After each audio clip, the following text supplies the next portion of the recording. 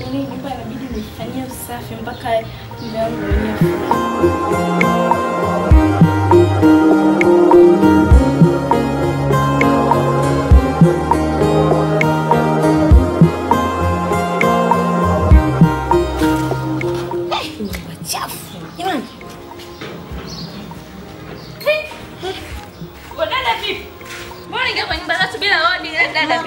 Na wewe ni nani hapa? Niulize vizuri, unajua mimi nani kwenye nyumba? Unajua mimi nani? Dada tuheshimiane. Kwanza umeingia bila hodi kwenye nyumba za watu na ingia tukachooni. Wewe? Acha na mimi bana. Dada. Wewe. Sio Kumbe njoo kuna dodo limeingia huku. Dodo limeingia huku njoo. Hivi unajielewa wewe? Unajua nyumba ya nani wewe? Acha kupiga nikupelana mimi usikae. Nini umechanganyikiwa? Kupiga ni mimi kwenye nyumba yangu kwenye nyumba yangu. Wewe ni nani? Wewe ni nani unaletea nyumbani kwangu? Ingia, nishasema mwenye nyumba aingie. Ndio mwenye nyumba. Ndio mwenye nyumba. Hebu nipishe mimi.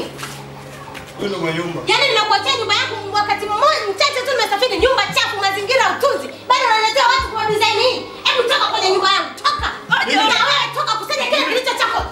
Mimi nisikia ajali Morogoro juu. Jamani, naomba stop. Nje. I said get it.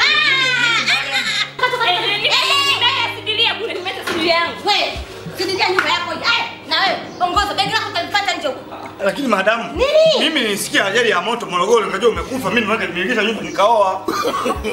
Unawazi? Ni baki basi madamu. Umekufa wewe, lakini umekufa na ajali ya moto. Nimekufa sasa kama nimekufa unakaa kwa nani?